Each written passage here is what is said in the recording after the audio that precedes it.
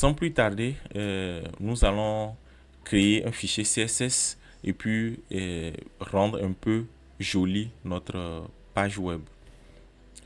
Et là, nous sommes dans notre dossier tuto. Nous allons créer un fichier style.css. Style.css. Vous voyez?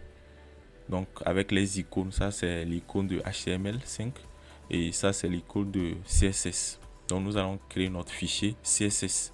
Vous voyez, non? Nous allons créer notre fichier CSS. Alors, comment est-ce que ça va fonctionner, ce fichier CSS? Ce fichier CSS est appelé dans nos pages web, c'est-à-dire dans le head, nous avons un link, un href, et puis nous avons appelé notre fichier style.css. C'est pareil au niveau de contact et puis au niveau de à propos. Vous voyez, non? Donc, nous allons écrire un premier code CSS pour designer notre page web.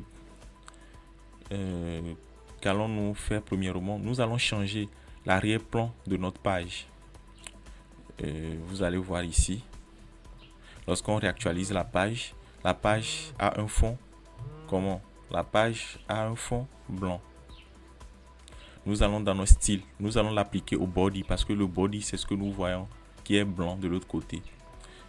Dans notre fichier CSS, comme nous voulons appliquer le style à notre body, nous mettons body et puis on ouvre des accolades comme ça. Vous voyez. Maintenant, nous allons mettre notre code CSS à l'intérieur du body. Pour changer la couleur du fond, nous allons mettre backgrounds. Donc, notre éditeur nous permet d'aller plus vite. Lorsque vous commencez par saisir l'élément en CSS ou bien en HTML, lui-même propose des éléments que vous pouvez utiliser. Donc, nous allons utiliser le background color. Nous cliquons sur background color et puis lui-même propose des couleurs. Vous voyez, non?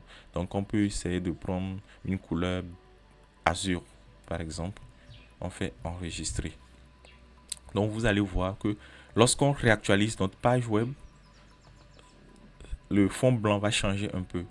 Vous voyez, c'est devenu un peu bleu. Donc, c'est la couleur que nous avons définie là-bas. Ici, si on met green, par exemple, c'est en anglais.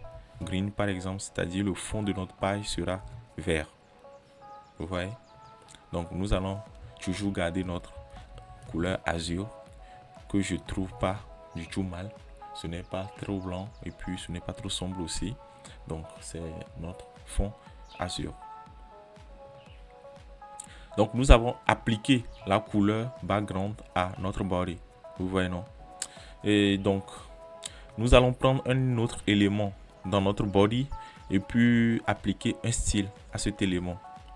Nous allons par exemple dire que nos fichiers, nos titres H1 ou bien nos titres H2 prennent une couleur spécifique. Donc, nous retournons dans ceci pour définir un autre style. On met H1, on fait ceci et puis on met color et puis on met une couleur bleue par exemple. On enregistre. Donc, on retourne sur notre page, on réactualise. Vous allez voir que notre titre est devenu bleu. Donc, on peut l'appliquer à plusieurs éléments. Lorsqu'on fait H1, H2, on peut l'appliquer à tous nos titres H3 et H4. Vous voyez, si on veut, on peut l'appliquer à H5 et H6 aussi. H6. On fait enregistrer la couleur bleue. Donc, on avait un titre ici aussi. Lorsqu'on réactualise, vous allez voir que le titre là aussi a pris la couleur bleue. Il y a plusieurs éléments qu'on peut définir pour un seul élément ou bien plusieurs éléments à la fois. Nous avons déjà défini la couleur qui est le blue. Nous allons souligner les textes qui sont en titre. Donc, nous allons mettre texte comme ceci. Et puis, decoration. Ça permet de décorer notre texte. Et puis, on fait underline. Underline, ça veut dire souligner. Donc, on doit souligner tous nos titres H1 à H6. On retourne sur la page, on réactualise. Et puis, vous allez voir que nos titres sont soulignés. On retourne dans notre éditeur. On peut appliquer d'autres styles comme font family, c'est-à-dire la police. Et puis, nous avons plusieurs polices ici qu'on peut utiliser, ou bien les polices que vous avez l'habitude d'utiliser dans Words. Donc ici, nous allons prendre le Calibri, ceci. On retourne sur notre page, on réactualise. Et puis, vous avez vu que le style a un peu changé. Vous voyez, non?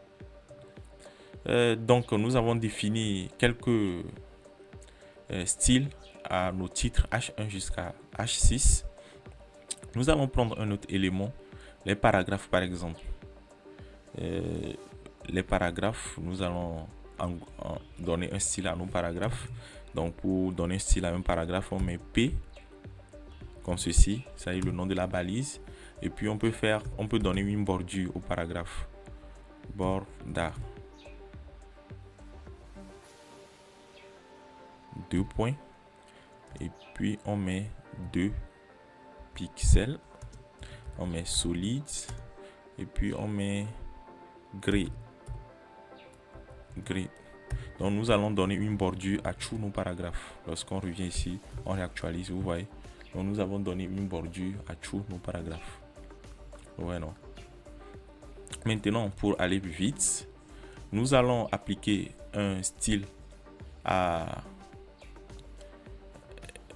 notre architecture de page. Donc nous allons demander cela à ChatGPT. Propose-moi un contenu style CSS pour rendre belle notre page que tu nous as proposé. Donc lui-même nous a proposé ceci. Donc je lui demande de nous donner un style. Vous voyez, de nous donner un style, de nous proposer un style qui rendra notre page vraiment jolie. Donc il est en train d'utiliser, tu vois, il est en train d'utiliser les balises qu'il avait définies dans notre architecture. Donc nous allons juste faire une copie. Vous voyez, on fait juste une copie. Et puis on vient coller ici. Vous voyez. Bon, là nous allons essayer d'expliquer quelques éléments après avoir fait le texte. On vient sur notre page web. On réactualise la page et vous voyez ce que ça donne. Bienvenue sur mon site. Et puis nous avons notre menu qui est bien mis en ligne. Et puis nous avons notre titre et puis nous avons notre paragraphe qui est encerclé. Ça c'est le style qu'on avait fait. Et notre menu qui est là. Donc nous allons expliquer ce style très vite.